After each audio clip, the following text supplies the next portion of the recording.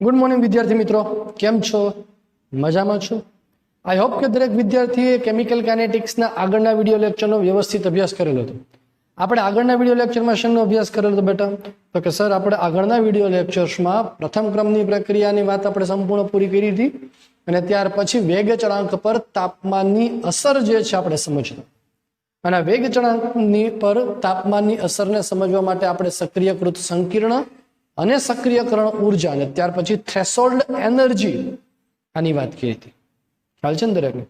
બસ તો આજે એ જ મુદ્દાને લઈને આપણે આગળ ચાલવાનું છે કે જેમાં પુરોગામી અને પ્રતિગામી પ્રક્રિયા માટે સક્રિયકરણ ઊર્જા સાથે કેવી રીતે સંબંધ હોય છે અને આ બાબતને લઈને એકાદ એક્ઝામ્પલ જો કદાચ પરીક્ષામાં પૂછાઈ જાય જેડબલ નીટમાં, ટેક્સ્ટ બુકમાં એનસીઆરટીમાં નથી આપેલું તમને, પણ કદાચ બાય ચાન્સ કોઈ જગ્યાએ જો એમસીક્યુ સ્વરૂપ પૂછાઈ જાય થ્રેશોલ્ડ એનર્જી શોધવી, પુરોગામી પ્રતિગામી પ્રક્રિયા માટે શોધવું, એની વાત જો પૂછાય તો તમને આવડવું જોઈએ।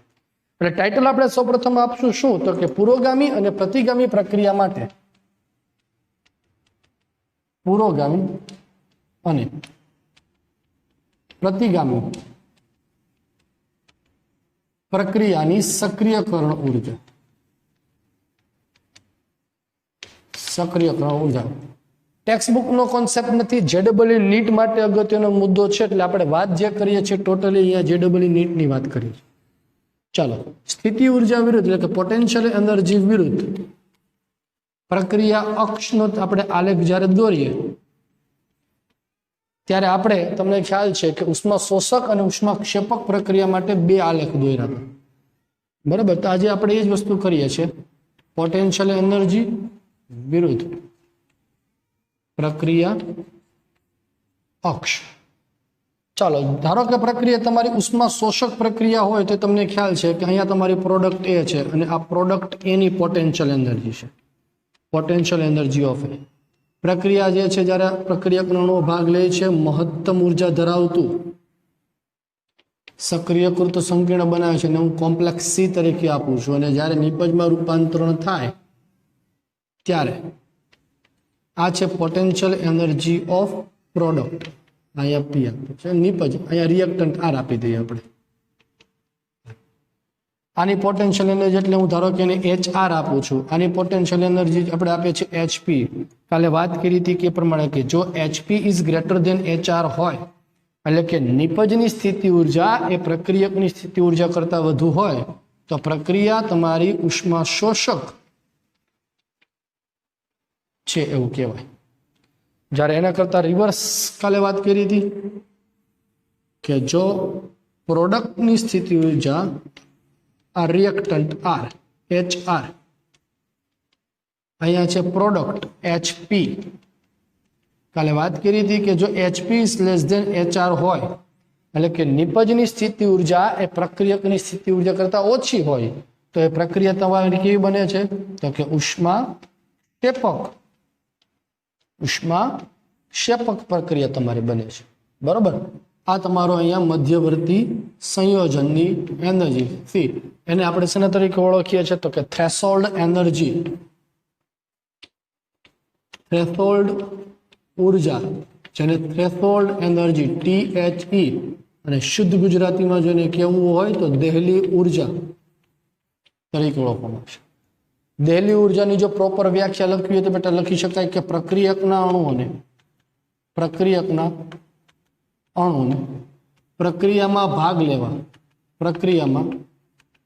ભાગ લેવા જરૂરી ન્યૂનતમ ઉર્જાને એની થ્રેશોલ્ડ ઉર્જા અથવા તો દહેલી ઉર્જા તરીકે ઓળખવામાં આવે છે। આ કદાચ કોઈ જગ્યાએ વ્યાખ્યા તમારે જરૂર પડે તો, બાકી કઈ જરૂર નથી। એટલે આ જે એનર્જી છે એને થ્રેશોલ્ડ એનર્જી કહેવાય, આ જે આપણી એનર્જી છે એને થ્રેશોલ્ડ એનર્જી કહેવાય।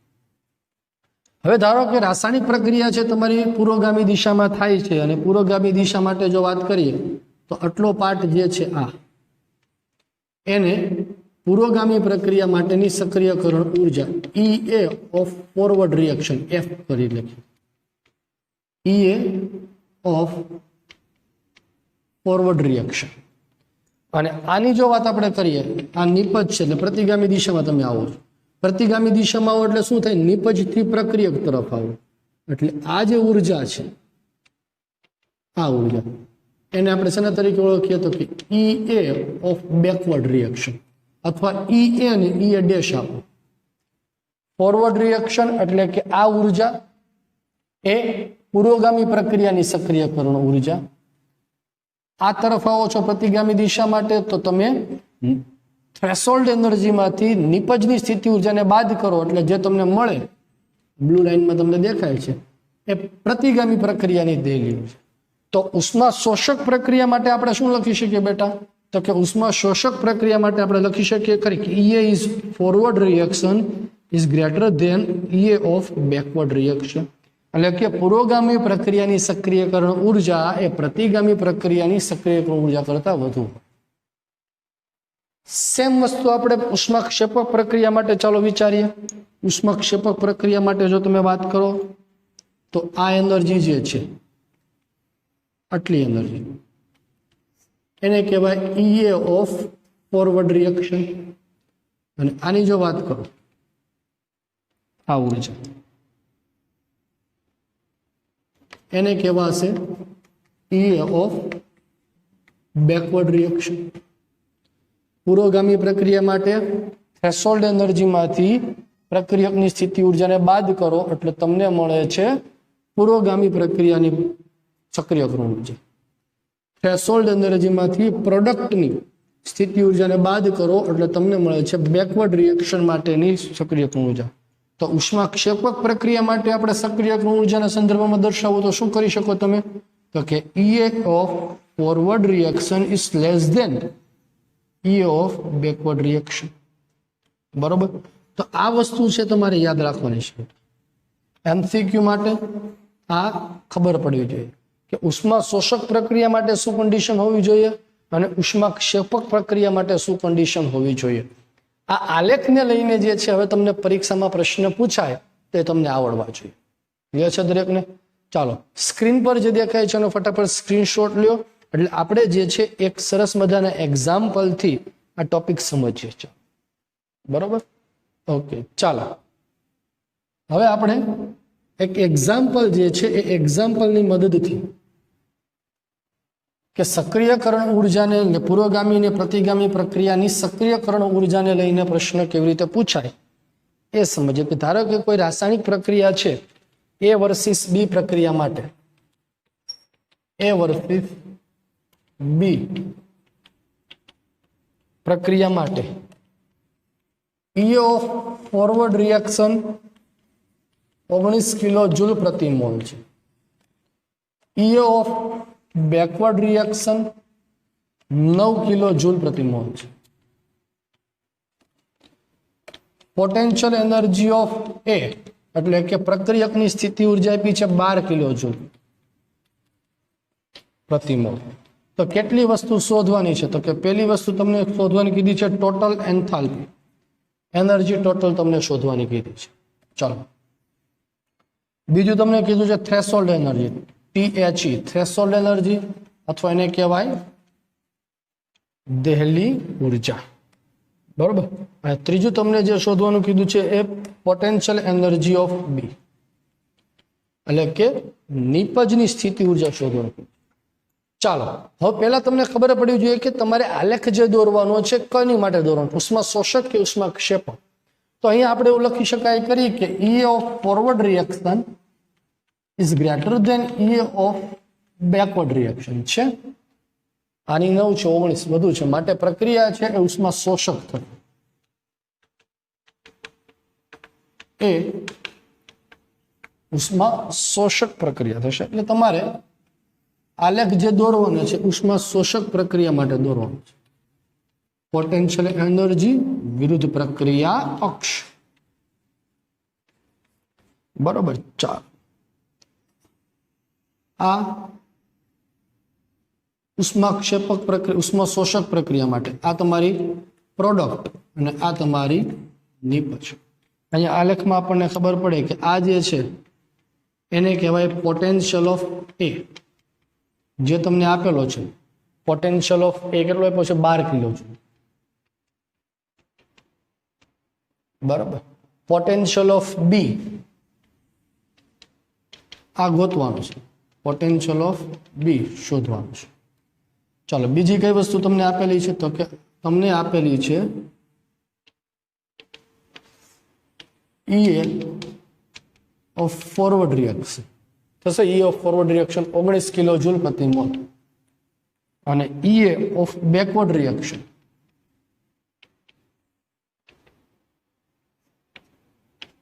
ઈએ of backward reaction 9 kilo joule પ્રતિ મોલ.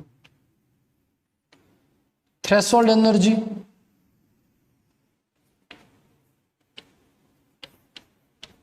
THE શોધવાનું કીધેલું છે. બરાબર. તો આપણે પહેલા વાત કરીએ, ટોટલ એન્થાલ્પી જે છે શોધવાની કીધેલી છે. તો રાસાયણિક પ્રક્રિયાની ટોટલ એન્થાલ્પી બરાબર શું થાય? કાલે વાત કરી તે પ્રમાણે કાં તો પ્રોડક્ટમાંથી નિપજની બાદ કરો તો મળે, અથવા તો અહીંયા સક્રિયકરણ ઉર્જાની તમને આપી છે. જુઓ આનો તફાવત ને આનો તફાવત, પુરોગામી અને પ્રતિગામી સક્રિયકરણ ઉર્જાનો જે તફાવત આવે એ જ ખરેખર કોનો તફાવત આવવાનો છે? Potential energy of A and potential energy of B. Difference બેનો છે બેટા સરખો જ આવવાનો છે. જુઓ અહીંયા આ તમારી ટોટલ પ્રક્રિયાની તફાવત થાય છે. આ જે ડિફરન્સ છે એ તમારો ડેલ્ટા એચ થશે.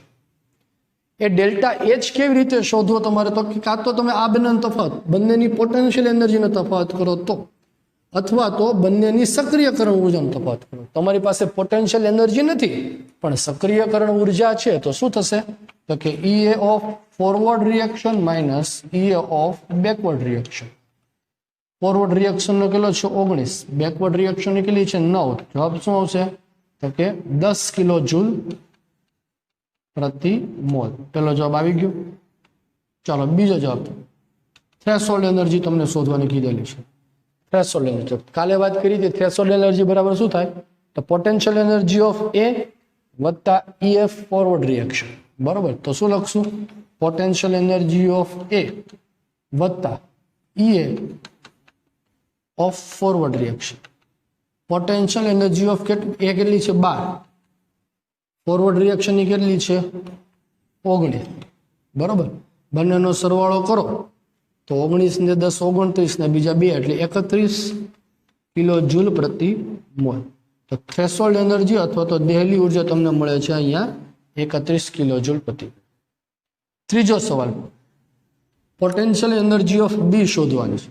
જો જેવી રીતે અહીંયા થ્રેશોલ્ડ એનર્જીની ડેફિનેશનમાં આપણે એવું લખ્યું હતું તો સૂત્રમાં લખ્યું પોટેન્શિયલ એનર્જી ઓફ એ વત્તા ઈ ઓફ ફોરવર્ડ રિએક્શન, તો એવી રીતે થ્રેશોલ્ડ એનર્જી માટે આ બાજુ લખી શકીએ કે પોટેન્શિયલ એનર્જી ઓફ બી વત્તા threshold energy of backward reaction. તો THE is equal to potential energy of B વત્તા E A of backward M. Potential energy of B શોધવાનું બરાબર E A of backward reaction minus threshold energy minus E A of backward reaction. ચાલો threshold energy છે કેટલી મળી તમને? અહીંયા 31 મળી. બેકવર્ડ પ્રક્રિયા માટે કેટલી થાય છે? તમારી પાસે 9 થાય છે. 31 માઇનસ 9 કરો એટલે 22 કિલો જૂલ પ્રતિ મોલ. મળી ગયા ત્રણેય પ્રશ્નો. તો આ ટાઈપના ક્વેશ્ચન્સ છે કદાચ તમને કોઈ જગ્યાએ JEE નીટની પરીક્ષામાં MCQ સ્વરૂપે ભટકાઈ જાય તો તમને આવડવા છે. બરોબર. ચાલો ફટાફટ સ્ક્રીન ઉપર જે દેખાય છે એનો સ્ક્રીનશોટ લ્યો. એટલે આપણે નેક્સ્ટ છે આગળ વાત કરવાની છે સક્રિયકરણ ઉર્જા અને RNS પરિબળ કેવી રીતે શોધવું એની વાત કરીએ. ચાલો સ્ક્રીન પર દેખાય છે એનો સ્ક્રીનશોટ. ઓકે. ચાલો નેક્સ્ટ હવે વાત કરવાની છે સૌથી અગત્યનો ટોપિક ટેક્સ્ટબુકની દ્રષ્ટિએ, સ્વાધ્યાયના એક્ઝામ્પલની દ્રષ્ટિએ અને બોર્ડની પરીક્ષાની દ્રષ્ટિએ. એ શું છે? તો કે સક્રિયકરણ ઉર્જા, સક્રિયકરણ ઉર્જા ઈએ અને RNS સમીકરણ. RNS અચળાંક એનું મૂલ્ય મેળવવાની રીત. મૂલ્ય મેળવવાની રીત, સક્રિયકરણ ઉર્જા અને આરએનએસ અચળાંક આ બંનેના મૂલ્ય મેળવવાની રીત. અથવા તો પરીક્ષામાં પ્રશ્ન પૂછાય કે બે જુદા જુદા તાપમાને વેગ અચળાંક જો આપેલા હોય તો સક્રિયકરણ ઉર્જા કેવી રીતે મેળવવી? શું થશે? બે જુદા જુદા તાપમાને, અથવા તો આ જ પ્રશ્ન પૂછાય બીજી રીતે, બે જુદા જુદા તાપમાને વેગ અચળાંક પરથી સક્રિયકરણ ઉર્જા EA મેળવો. આવો પ્રશ્ન પૂછે. બરોબર. તો કાલે આપણે વાત કરી હતી પ્રમાણે કે ભાઈ સક્રિયકરણ ઉર્જા K = A / RT સમીકરણ થયેલું.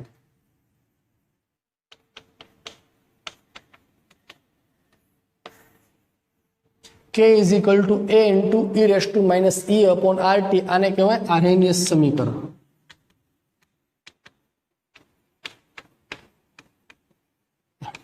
આ આરએનએસ સમીકરણમાં આરએનએસ પરિબળો K અને A નું મૂલ્ય આપણે મેળવવાનું છે.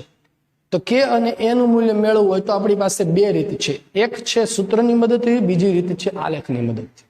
શું કરવું પડે? તો કે ભાઈ સમીકરણ જે છે, સમીકરણની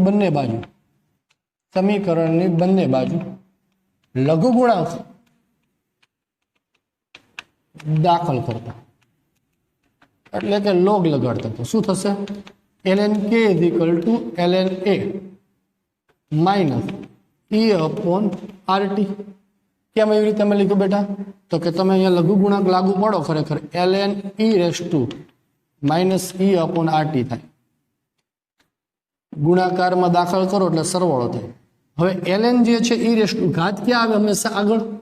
તો -E / RT આગળ આવશે. ln E એનું મૂલ્ય કેટલું થશે? કારણ કે ln છે E ના બેઝ પર હોય. પાયો જે છે અહીંયા સરખો જોવા મળે એટલે એની વેલ્યુ 1 થાય, એટલે આપણે ડાયરેક્ટ લખી નાખીએ છીએ -E / RT. ln પરથી આપણે લોગમાં મેળવવું હોય તો શું કરી શકીએ? તો કે log 2.303 log K = 2.303A - E / RT. આખા સમીકરણને 2.303 વડે ડિવાઈડ કરો તો શું થશે? log K = -E / 2.303R × 1/T લખી શકાશે, વત્તા log A. આ સૂત્ર એ દાખલા માટે તમારું મોસ્ટ IMP સૂત્ર છે. સૈદ્ધાંતિક રીતે સૂત્રની મદદથી આરએનએસ પરિબળ A અને લોગ અચળાંક A ની કિંમત જો તમને આપેલી હોય, એટલે કે આરએનએસ પરિબળમાં વેગ અચળાંક અને આરએનએસ અચળાંક એની કિંમત આપેલી હોય તો સક્રિયકરણ ઉર્જા શોધી શકે. એટલે ત્રણ રાશિ છે અહીંયા વેરિયેબલ છે બેટા. કઈ રાશિઓ? તો કે K, EA અને A. ત્રણમાંથી જો બે આપેલી હોય તો તમે કોઈ પણ એક શોધી શકો આ સૂત્રની મદદથી. આલેખની રીતે જો જોવું હોય તો શું કરવું પડે? તો કે આલેખની રીતે જોવું હોય તો સમીકરણ છે ને y = mx + c સીધી રેખાના સમીકરણ સાથે આપણે સરખાવીએ તો આલેખ છે તમારો સીધી રેખાનો પ્રાપ્ત થાય. y અક્ષ પર કોણ આવશે? તો કે log K. x અક્ષ પર કોણ આવશે? 1/T. ઢાળ છે તમારો કેવો મળે છે? માઇનસ, એટલે તમારી પ્રક્રિયા છે એ નીચેની તરફ આવશે આ રીતે. આનો હવે તમે જ્યારે ઢાળ દોરો, ઢાળ m = કેટલું આવશે? તો કે -EA/2.303 -EA/2.303R. આ MCQ માટે મોસ્ટ IMP વસ્તુ છે, યાદ રાખજો. log K વિરુદ્ધ 1/T નો આલેખ દોરતા ઢાળ કોના જેટલો જોવા મળે? તો કે -EA/2.303R. તો સક્રિયકરણ ઉર્જાને કરતા બનાવો બેટા. EA = શું થશે? સક્રિયકરણ ઉર્જાને કરતા બનાવો તો 2.303 જે છેદમાં છે એ સામેની બાજુ ગુણાકારમાં જશે. તો ફાઇનલ સમીકરણ આપણને શું મળશે? તો કે -ઢાળ × 2.303R. દાખલા ગણવા માટેનું આલેખની મદદથી સક્રિયકરણ ઉર્જા શોધવા માટેનું મોસ્ટ IMP સૂત્ર. સક્રિયકરણ ઉર્જા EA આલેખની મદદથી સૂત્ર માઇનસ ઢાળ ઇન્ટુ 2.303 r થશે. MCQ માટે યાદ રાખવું. મોસ્ટ MCQ માટે log k વિરુદ્ધ 1/t ના આલેખ પર ઢાળ કોના જેટલો મળશે? તો કે -E/2.303r.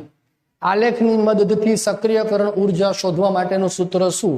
માઇનસ ઢાળ ઇન્ટુ 2.303r. અને જે આંતરછેદ મળે છે, આંતરછેદ કોના જેટલો મળશે? તો કે log k જેટલો, log a જેટલો તમને મળે. બરોબર. તો RNS પરિબળો કયા RNS પરિબળો છે? તો કે A અને E. એ આલેખની મદદથી શોધવા માટેની અહીંયા વાત કરી કે log k વિરુદ્ધ 1/t નો આલેખ દોરો તો તમને અહીંયા બંને પરિબળો મળે છે. કયા બંને પરિબળો મળે છે? એક સક્રિયકરણ ઉર્જા અને RNS. બરાબર. પણ હવે જ્યારે તાપમાનનો તફાવત બહુ ઓછો હોય, નજીવો હોય, આ દરમિયાન તમે RNS અચળાંક, તારે તમારી પાસે છે ખાલી 2 ટેમ્પરેચર આપ્યું હોય તો આંતરછેદ તમને મળે નહીં. આંતરછેદ તો ક્યારે જ મળે? જ્યારે 1/t = 0 આગળ પહોંચો તો સમજો. 1/t = 0 જ્યારે થાય ત્યારે તમને આંતરછેદ મળે. પણ વિચારો કે 1/t = 0 ક્યારે પોસિબલ હોય? તો કે જ્યારે t = કેલ્વિન થાય, અનંત તાપમાન થાય ત્યારે 1/t = 0 થાય, જે ક્યારે વાસ્તવિક રીતે શક્ય નથી. એટલે તમે અહીંયા આલેખની મદદથી સક્રિયકરણ ઉર્જા મેળવો છો, પણ આ log a RNS અચળાંક તમને મળી ન શકે. બરોબર. એટલે જ્યારે બે તાપમાન વચ્ચેનો ગાળો જુદો જુદો હોય, બહુ ટૂંકો હોય ગાળો, બે T1 અને T2 વચ્ચે ડિફરન્સ, આ દરમિયાન સક્રિયકરણ ઉર્જા શોધવી હોય તો હવે આપણે અહીંયા વાત કરવાની છે. એટલે એ કઈ? તો કે બે જુદા જુદા તાપમાને વેગ અચળાંક પરથી સક્રિયકરણ ઉર્જા મેળવો. એ મેળવી એની પેલા ફટાફટ સ્ક્રીન પર જે દેખાય છે એનો બધા સ્ક્રીનશોટ લઈ લો એટલે વાત કરીએ. ચાલો, તો હવે આમાં બીજા પ્રશ્નની આપણે વાત કરવાની છે કે ધારો કે T1 ટેમ્પરેચર આગળ વેગ અચળાંક K1 છે. ધારો કે T1 કેલ્વિન તાપમાન વેગ અચળાંક K1 છે. તો સમીકરણ તમે શું લખી શકો? log K1 બરાબર -E/2.303r into 1/TF plus log a. સમીકરણ નંબર 1 લો. T2 કેલ્વિન તાપમાને વેગ અચળાંક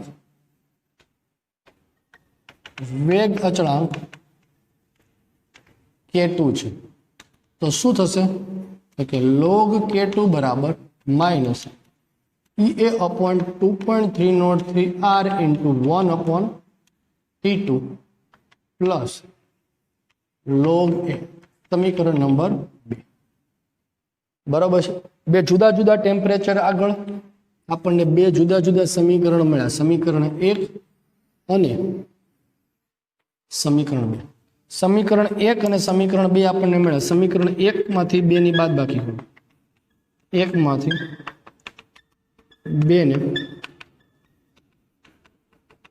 બાદ કરતા 2 માંથી 1 કરો કે 1 માંથી 2 કરો, બહુ સમીકરણમાં ફરક નહીં પડે. શું ડિફરન્સ આવશે હું છેલ્લે તમને કહું છું.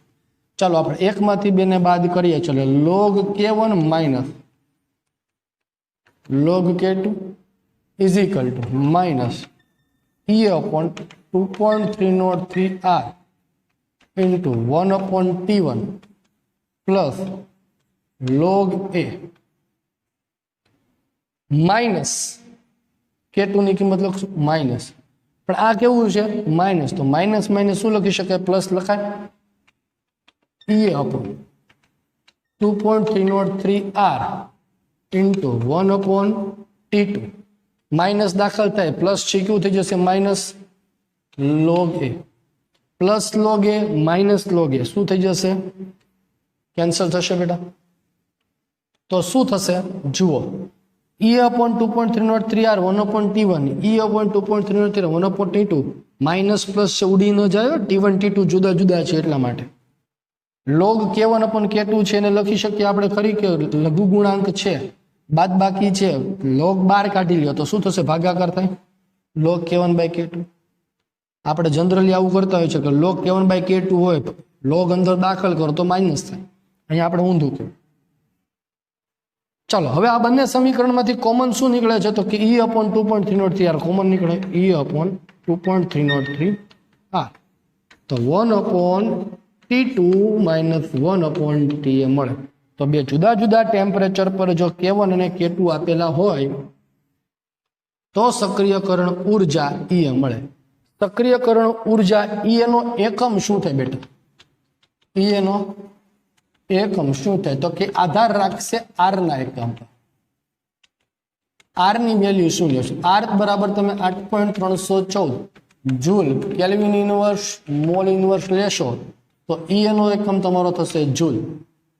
બરોબર જો R ની કિંમત છે 0.082 kilo joule kelvin inverse mole inverse ધારો કે તમે લ્યો છો બરોબર તો તમારો એકમ છે કેમાં આવશે અહીંયા કિલો જૂલમાં R બરાબર તમે 1.927 નિયરલી અબાઉટ 2 લ્યો તો E નો એકમ કેમાં આવવાનો છે તમારો કેલરીમાં calorie kelvin inverse mole inverse બરોબર છે એટલે આધાર રાખે છે R નો એકમ જનરલી મોટા ભાગના કિસ્સામાં R આપણો આ જ લેવાનો આવે છે 8.314 joule kelvin inverse mole inverse આ આપણે લેતા નથી અને ધારો કે તમારે કિલો જૂલ લેવાનું થાય શું કરવાનું તો કે 8.314 ગુણ્યા 10⁻³ kilo joule kelvin inverse mole inverse લઈ લેવાનું એટલે આ તમારો કિલો જૂલમાં આવશે કેલરીમાં લેવાનો જવાબ તમને કોઈ જગ્યાએ એમસીક્યુમાં પૂછાય તો કેલરી માટે 1.987 નિયરલી અબાઉટ 2 લઈ લેવાનો એટલે તમારો કેલરીમાં આવશે અને આરએનએસ અચળાંક એનો એકમ એ કોના એકમ જેટલો થશે તો કે કે ના એકમ જેટલો થાય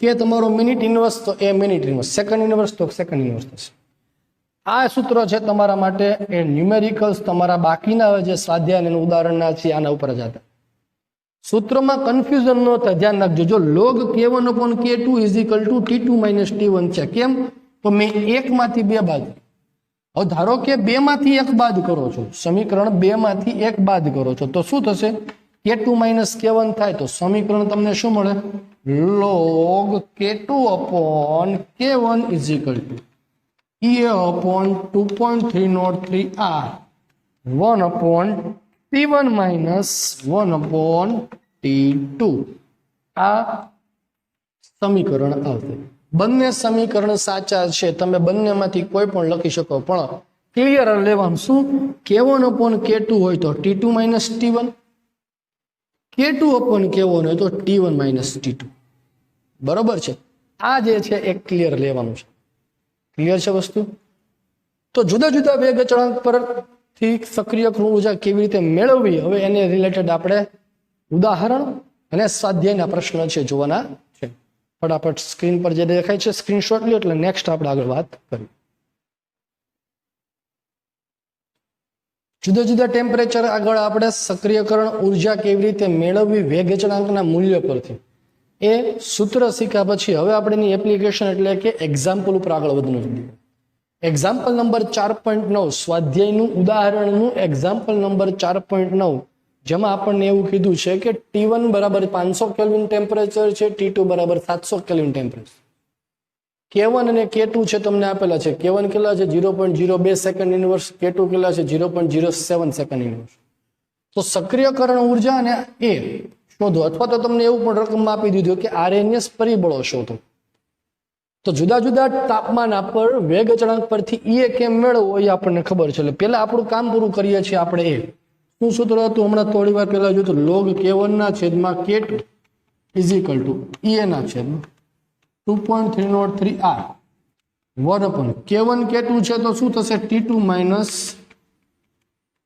t1 K2 K1 લઈશ તો શું કરવાનું T1 minus T2 તમને મજા આવે એમ તમે લઈ શકો ચાલો તેથી log K1 0.02 upon 0.07 is equal to E એ ગોતું છું હું 2.303 R હું લઉં છું 8.314 બરોબર એટલે મારો જવાબ શેમાં આવશે જૂલમાં ઇન્ટુ 1/T1 1/T2 કેટલા છે 700 1/T1 કેટલા છે 500 બરાબર ચાલો log 0.02 divided by 0.07 કરો ચલો 0.02 divided by 0.07 એટલે 0.285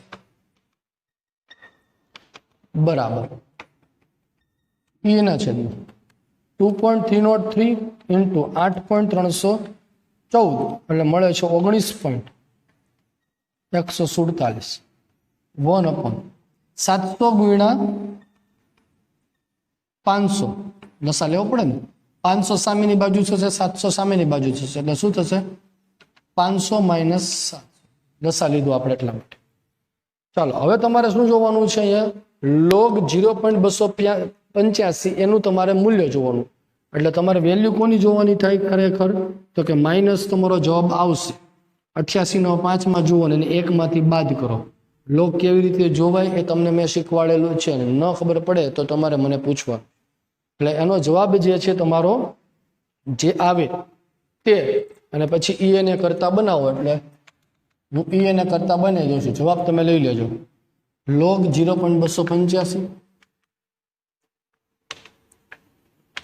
19.147 બરોબર 500 માઇનસ 700 એટલે માઇનસ 200 થશે એટલે સીધું લખી નાખું છું અહીંયા માઇનસ 200 700 ગુણ્યા 500 એટલે 3500 3500 પર ગુણાકારમાં જશે ગુણ્યા 35 છેદમાં માઇનસ 200 આની વેલ્યુ તમારી માઇનસ આવશે એટલે માઇનસ માઇનસ આ કેવું થઈ જશે તમારું પ્લસ થઈ જશે બરોબર ને તો એ તમારો જે છે ગુણાકાર કરો જવાબ જે આવશે જવાબ તમારો આવે જોઈએ 18,230.8 18,230.8 જૂલ તમારો જવાબ આવશે જૂલમાં જવાબ જોઈએ એટલે જૂલમાં આવશે બરાબર કેલ્ક્યુલેટર મારજો જવાબ ન આવે પાછો મને કહેજો મળજો ક્યારે તો એ મળી ગયો હવે શું ગોતવાનું છે મારે એ ગોતવાનું છે બેટા તો એ ગોતવા માટેનું સમીકરણ પણ આપણે જોયું હતું કે શું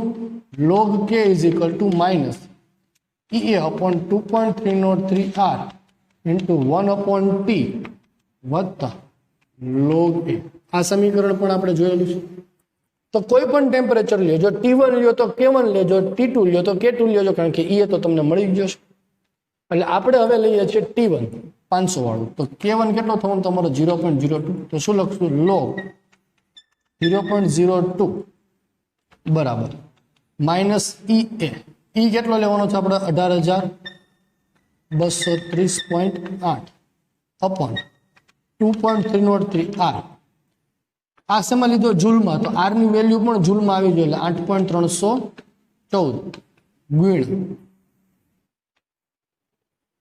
T કેટલો લેશું આપણે તો કે 0.02 લીધો તો 500 લેશું ગુણ 500 વત્તા log a ચાલો log એને કરતા બનાવી દો log એને કરતા બનાવો છો આનો ગુણાકાર ભાગાકાર કરી નાખીએ 18,230.8 ભાગ્યા 2.303 ડિવાઇડેડ બાય 8.314 ડિવાઇડેડ બાય 500 આવે છે 1.90 માઇનસ 1.90 આને સામેની બાજુ લઈ જાઓ તો log 0.0 આનો log જોઈ લો વેલ્યુ આવશે તમારી જે આવે તે માઇનસ હોય તો માઇનસ પ્લસ હોય તો પ્લસ એ લઈ લો અને પછી log એની જે વેલ્યુ આવે એના પરથી એ મેળવો એન્ટી log ઓફ આ જે વેલ્યુ આવે x એનો x નો એન્ટી log એકમ શું હશે બેટા એનો તો કે જે k નો એકમ હોય એનો એકમ આવે second inverse is your unit સરળ દાખલો છે એકદમ અને બહુ ખાસ વસ્તુ શું છે ખબર કે આ ટોપિક પરથી જે પરીક્ષામાં પ્રશ્ન પૂછાય છે અત્યાર સુધી JEE નીટમાં કે એમાં જેમાં પ્રશ્ન પૂછાતા આવે છે એ બેઠો એક્ઝામ્પલ તમારી ચોપડીમાંથી આવે છે આનો કોઈ પણ જાતનું વધારે વેરિએશન લાવ્યા વગર જ એક્ઝામ્પલ પૂછાય છે બરાબર એટલે બહુ સરસ ટોપિક સરસ મજાનો રહેશે ચાલો એક્ઝામ્પલ નંબર 4.10 ઉપર આપણે આગળ વધીએ છીએ ફરીવાર એકવાર 4.9 સમજાવી દો T1 500 કેલ્વિન તાપમાને વેગ અચળાંક K1 0.02, T2 700 કેલ્વિન તાપમાને વેગ અચળાંક 0.07 છે. તો RNS પરિબળો શોધો. બે જુદા જુદા ટેમ્પરેચર આગળ વેગ અચળાંક હોય તો સક્રિયકરણ ઉર્જા શોધવા માટેનું સૂત્ર મૂક્યું છે. એ ગોતવાનો છે. K1 ના છેદમાં K2 તો T2 માઇનસ T1, K2 ના છેદમાં K1 તો T1 માઇનસ T2. જે વાપરો તે, કોઈ ખોટું નહીં પડે. બધી કિંમત મૂકો, સાદુરૂપ આપો તો ઈ આવવો જોઈએ 18,230.8 જૂલ તમારો જવાબ આવવો જોઈએ. હવે એ ગોતવો છે તો log K બરાબર માઇનસ E ના છેદમાં 2.303 R 1/T log A એ ગોતવાનો છે. તો તમે જો T1 લ્યો તો K1 લેજો, T2 લ્યો તો K2 લેજો. અચળાંક તો તમારો કોમન જ આનો સરખો બેટા. એ તમને મળી ગયો છે. અહીંયા કિંમત મૂકો, સાદુરૂપ લાવો, એ આપો. સેમ એક્ઝામ્પલ હવે આમે કરવાનો છે. આ જ સૂત્ર મૂકવાનું છે. શું કીધું છે જુઓ કે ઇથાઇલ આયોડાઇડના વિઘટનની પ્રક્રિયા એ પ્રથમ ક્રમની પ્રક્રિયા છે, જેના માટે 600 કેલ્વિન તાપમાને વેગ અચળાંક K1 1.60 ગુણ્યા 10⁻5 સેકન્ડની હોય છે. જો સક્રિયકરણ ઉર્જા 209 કિલો જૂલ પ્રતિ મોલ હોય, કિલો જૂલ પ્રતિ મોલ હોય તો 700 કેલ્વિન તાપમાને વેગ અચળાંક શોધો K2. ગોતી દઈએ. સમીકરણ સીધું મૂકવાનું છે. log K2 ના છેદમાં K1 બરાબર PA upon 2.303 R 2 ના છેદમાં 1 તો 1 minus 2 1/T1 minus 1/T2. log K2 હું ગોતું છું. K1 આપ્યો છે 1.60 ગુણ્યા 10⁻5. સક્રિયકરણ ઉર્જા 209 ગુણ્યા 10⁻3 કરી નાખું છું, જૂલમાં કન્વર્ટ કરી નાખું છું, છેદમાં 2.303 R કન્વર્ટ કરી નાખું છું 8.314 માં 1/T1 થશે 600, 1/T2 થશે 700. ચાલો તો log K2 ના છેદમાં 1.60 ગુણ્યા 10⁻5 બરાબર 209 ગુણ્યા 10⁻3 2.303 8.314 છેદમાં લસા લઈ લ્યો 600 ગુણ્યા 700 તો ઉપર શું થશે 700 માઇનસ 600 એટલે 100. ચાલો ગુણાકાર કરી સાદુરૂપ આપણે આપી દઈએ બેટા. શું થાય છે જુઓ, 209 ભાગ્યા 2.303 divided by 8.314 divided by 600 divided by 700. બરોબર. તો આવે છે કંઈક 1 2 3 4 5 2.5 into 10⁻⁻5 10⁻3 અને 10⁻2 એટલે 10⁻+5 થઈ જશે. પ્લસ માઇનસ 5 કેન્સલ એટલે શું થશે 2.59 છે 98. log K2 ના છેદમાં 1.60 ગુણ્યા 10⁻5. ચાલો શું કરીએ, એન્ટી લોગ લઈ લઈએ તો શું થશે K2 ના છેદમાં 1.60 ગુણ્યા 10⁻5 બરાબર એન્ટી લોગ ઓફ 2.598. હવે એન્ટી લોગ જો લ્યો 59 નો 8 માં જે આવે એ લખો અને 10⁻2 ની ઘાતમાં ચડાવો. બરાબર. જે જવાબ આવે એને 1.60 વડે મલ્ટીપ્લાય કરો એટલે K ઇઝ ઇક્વલ ટુ શું આવશે, આન્સર ગુણ્યા 1.60 10⁻5 સેકન્ડ વર્ષ. ઓકે. ચાલો ફટાફટ સ્ક્રીન પર જે દેખાય છે બેટા સ્ક્રીનશોટ લઈ લો. જે રકમ અહીંયા બાકી છે જે શોધવાનું છે ફટાફટ શોધો એટલે આપણે નેક્સ્ટ જઈએ છીએ સ્વાધ્યાયના એક્ઝામ્પલ પર. ચાલો સ્વાધ્યાયના 4.23 ના એક્ઝામ્પલ ઉપર આપણે આગળ વધીએ કે T બરાબર 546 કેલ્વિન તાપમાને કોઈ રાસાયણિક પ્રક્રિયાનો વેગ અચળાંક 2.418 ગુણ્યા 10⁻5 સેકન્ડ ઇન્વર્સ. જો રાસાયણિક પ્રક્રિયાની સક્રિયકરણ ઉર્જા 179.9 કિલો જૂલ પ્રતિ મોલ હોય તો આ પ્રક્રિયાની RNS અચળાંક અથવા તો પૂર્વ ઘાતાંકીય અવયવ શોધો. આપણે હમણાં જેવો થોડી વાર પહેલા સ્વાધ્યાયના ઉદાહરણની વાત કરી હતી, પહેલું જ ઉદાહરણ આપણે જે જોયું હતું જેમાં E અને A મેળવો હતો, સેમ મેથોડોલોજીથી આપણે હવે અહીંયા મેળવવાનું છે એ. તો શું કરવું પડશે, ખાલી ફરક એવો હતો કે આગળના ઉદાહરણમાં E નહોતું આપ્યું, T1 T2 K1 K2 આપ્યા હતા મેળવાતા, એના પરથી E મેળવું પછી A. અહીંયા ઓલરેડી E આપી દીધું છે તો હવે ખાલી વાત કરવાની છે એની. તો શું થશે સમીકરણ, तो कि log k is equal to minus E upon 2.303R 1 upon T वत्ता log A। क्लियर है वस्तु? चलो तो log A ने करता बनाओ तो log A बराबर शू log A is equal to आ बाजू आई जैसे प्लस मूल्य थे log k plus E upon 2.303R into T। चलो k ની કિંમત કેટલી આપી છે 2.418 ગુણ્યા 10⁻5 લઘુગુણક અંદર દાખલ કરી નાખજો ગુણાકાર છે ત્યાં પ્લસ થશે E 179.9 ઇન્ટુ 10⁻³ કિલો જૂલ છે એટલે કિલોમાં કન્વર્ટ કરી નાખો 2.303 R આવશે 8.314 T આવશે 546 બરોબર છે। ચાલો તો શું કરશું log અંદર દાખલ કરી દેશું log 2.418 ગુણ્યા છે ને પ્લસ થશે log 10⁻⁻5 વત્તા શું લેવું પડે આપણે હવે કેલ્સી 179.9 divided by 2.303 divided by 8.314 divided by 546 ગુણ્યા 1000 કરી નાખું છું હું 17.20 17.20 log જોવાનો 24 નો 1 માં મીન ડિફરન્સ 8 માં તેમાં જોશું આપણે 24 નો 1 માં મીન ડિફરન્સ 8 માં જે આવે તે લખો અહીંયા આવશે -5 શું થઈ જશે આગળ એટલે log 10 ની વેલ્યુ કેટલી થશે 1 -5 પ્લસ 17.20 17 માંથી 5 જાય તો કેટલા બચે બેટા તો કે 12 આનો જે જવાબ આવે તે log A બરાબર આની વેલ્યુ લખો વત્તા 12.20 કરો જે જવાબ આવે એ લખો એન્ટી લોગ લઈ લ્યો એન્ટી લોગો x આવે છે તો અહીંયા x લઈ લો x નો એન્ટી લોગ જુઓ જે જવાબ આવે તે એકમ શું આવશે તો કે k નો એકમ જે હોય એનો એકમ આવે સેકન્ડ સરળ દાખલો છે એકદમ બરોબર log ની વસ્તુ છે। નેક્સ્ટ 4.24 મો છે સેલ્ફ કરવાનો છે અથવા તો કદાચ મેં આગળ જો કરાવી દીધો હોય તો જોઈ લેજો કે કોઈ રાસાયણિક પ્રથમ ક્રમની પ્રક્રિયા માટે k બરાબર 2 × 10⁻2 સેકન્ડ ઇનવર્સ છે જો પ્રારંભિક સાંદ્રતા 1 મોલર હોય તો 100 સેકન્ડે કેટલી સાંદ્રતા બાકી રહેલી હશે 80 શોધો।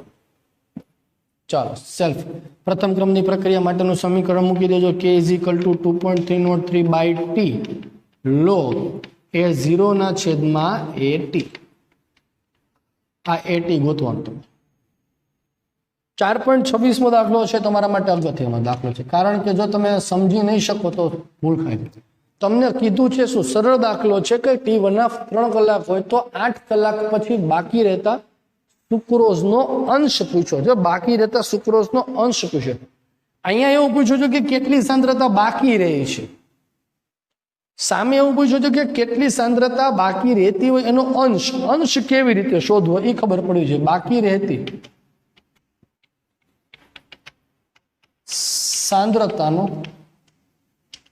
અંશ કોઈ પણ નો અંશ કેવી રીતે નક્કી કરે તો કે ભાઈ છે કેટલી છેદમાં હતી કેટલી અંશ કેવી રીતે નક્કી થાય તો કે હાજર હોય તે છેદમાં મૂળ હતી તે તો અંશ એટલે શું થશે તો કે RT/R0 ટી સમયે મૂળ સાંદ્રતામાંથી કેટલી સાંદ્રતા હાજર છે એનો ગુણોત્તર એટલે એને કહેવાય બાકી રહેતો અંશ ક્લિયર દરેકને ચાલો તો હવે શું કામ છે તો કે હવે કઈ કામ નથી k = 0.693/t1 બરાબર 0.693/t1 કેટલો આવશે 3 મૂકી દેજો 0.693/3 કરો એટલે 0.231 0.231 કલાક ઇનવર્સ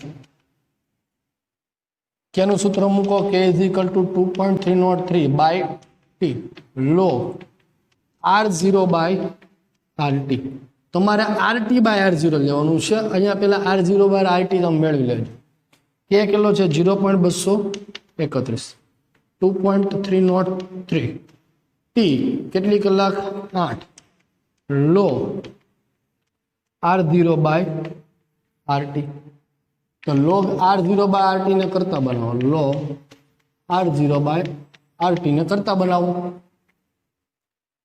8 गुणाकार में जैसे 2.303 भागाकार में आवशे 0.231 गुणा 8 डिवाइडेड बाय 2.303 0.82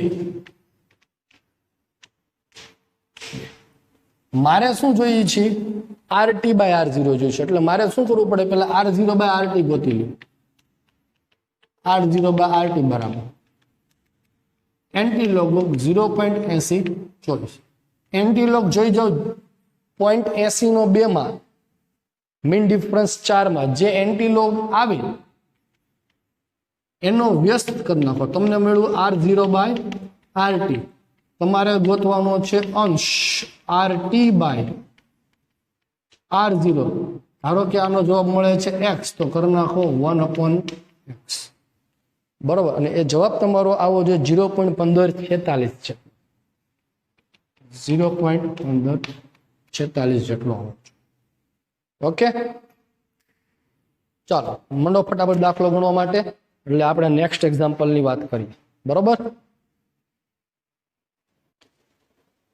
સ્વાધ્યાયના નેક્સ્ટ એક્ઝામ્પલ ઉપર આપણે આગળ વધીએ છીએ એક્ઝામ્પલ નંબર 4.26 શું કહેવા માંગે છે કે ધારો કે કોઈ રાસાયણિક પ્રક્રિયા માટે કે તમને આપેલો છે 4.5 × 10⁻11 સેકન્ડ ઇનવર્સ e−28000 k/t છે તો સક્રિયકરણ ઉર્જા E એ શોધો એકદમ સરળ એક્ઝામ્પલ છે જે સમીકરણ આપણને આપ્યું છે કયું સમીકરણ આપણને આપ્યું છે તો કે સમીકરણને k = a - E/RT સાથે સરખાવતા તો k a એટલે 4.5 × 10⁻11 સેકન્ડ ઇનવર્સ e⁻ જે -28000 k/t છે એ ખરેખર કોનું વેલ્યુ હશે E/RT જેટલું થાય તો શું લખી શકાય 28000 k/t = E/RT tt શું થવાનું છે કેન્સલ તેથી 28000 k એટલે ખરેખર કેલ્વિન છે E r 8.314 શું આવે joule kelvin inverse mole inverse આવે સામેની બાજુ ગુણાકારમાં જાય તો E એ બરાબર શું લખાય 28000 k ગુણ્યા 8.314 joule kelvin inverse mole inverse થાય કેલ્વિન ઇનવર્સ કે કેન્સલ જે ગુણાકાર આવે જવાબ શું આવશે જૂલ મોલ ઇનવર્સ એ મળી તો સમીકરણ જો તમે કદાચ અહીંયા કેને ન લખો તો ખોટું નહીં પડે પણ થશે શું તમે જે r ની વેલ્યુ લખો તો કે તમારો નીકળી જાય છે કે રિપ્રેઝન્ટ કેવી રીતે કરવું ખબર કેવી રીતે પડશે કે તમારો કારણ કે r ની વેલ્યુમાં તો તમારો કેલ્વિન ઇનવર્સ તો આવે જ છે અહીંયા તો ટેમ્પરેચર કેન્સલ થઈ ગયો તો તમારો E નો એકમ શું આવે joule kelvin inverse mole inverse તો એ તો ખરેખર કોનો એકમ છે વાયુ અચળ એટલા માટે અહીંયા છે કે દર્શાવેલો છે એ રાખવો જરૂરી છે એવી જ રીતે સરખાવાળો એક એક્ઝામ્પલ અહીંયા આપ્યો છે કે H2O2 ના વિઘટનની પ્રક્રિયા માટે log k = 14.34 - 1.25 10⁴ k/t ફરી એવું k/t છે તો સક્રિયકરણ ઉર્જા શોધો અને કયા તાપમાને T1/2 256 મિનિટ થશે કયા તાપમાને T1/2 256 મિનિટ થશે સરળ દાખલો છે આન્સર પર આપણે આવ્યા સમીકરણને log k = -E/2.303 r × t વત્તા log a સાથે સરખાવો તો -E/2.303 r × t ને -1.25 10⁻⁴ kT સરખાવો તો શું થશે માઇનસ માઇનસ તો કેન્સલ તો શું લખી શકાય E/2.303 RT = 1.25 × 10⁴ k/t tt શું થશે કેન્સલ સામેની બાજુ ગુણાકારમાં લઈ જાઓ a = 1.25 × 10⁴ k એટલે kelvin into 2.303 into r 8.314 joule kelvin inverse mall inverse, kelvin inverse અને કે શું થશે? કેન્સલ. તો એ બરાબર, ચાલો ગુણાકાર કરો જે ફટાફટ. એ કેટલો આવે છે તમારો જોવો તો. એ બરાબર કેટલા આવે છે તમારા? 1.25 ગુણ્યા 2.303 8.314. 1.25 ગુણ્યા 2.303 ઇન્ટુ 8.314 બરાબર. 10⁴ તો એઝ ઇટ ઇઝ જ છે. તો 23.93 ગુણ્યા 10⁴ જૂલ પ્રતિ મોલ. 10⁴ 9 નહીં લખતા. એ મળી ગયો એટલે પેલું કામ પૂરું. હવે શું પૂછ્યું છે? કયા તાપમાને T1 256 મિનિટ થાય? એટલે પેલા ગોત્યું એના પરથી કે બરાબર શું થાય? તો કે 0.693/T1. તમને એમ થશે તમને ખબર કેમ પડી પ્રથમ ક્રમની છે? તો કે H2O2 ના વિઘટનની પ્રક્રિયા પ્રથમ ક્રમની પ્રક્રિયા છે. જો આપણને ખ્યાલ છે. અને રકમ આમે આપી દીધું છે કે H2O2 ના વિઘટનની પ્રક્રિયા પ્રથમ ક્રમની છે એવું કીધું છે. તો T1 તમારો અહીંયા આપ્યો છે 256 મિનિટ. 256 મિનિટ મૂકો એટલે 0.693/256. તો K ઇઝ ઇક્વલ ટુ શું થશે? 0.693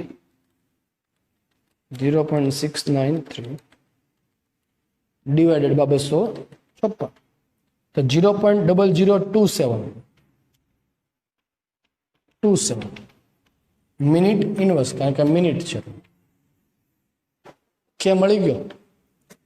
હવે શું તને કીધું છે? તો કે કયા તાપમાને ટી ગોતવાનું કીધું હતું. હવે મૂકી આ સમીકરણમાં કે ની કિંમત ટી ગોતવાનું થાય ખાલી તમે ખ્યાલ આવ્યો.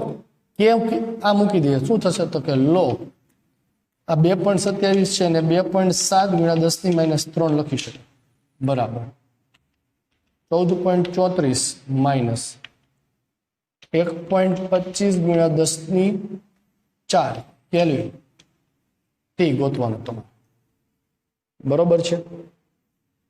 હવે આવડશે તમને. લોગ આપી સાદુરૂપ આપો, ટી ને કરતા બનાવો અને જવાબ લાવો.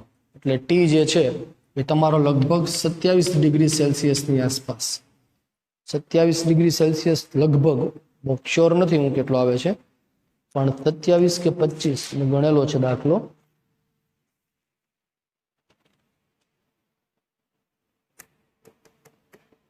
નથી મળતું. 27 કે 25 ની આસપાસ જ 669 કેલ્વિન જેટલો કંઈક થાય છે. ટી તમારો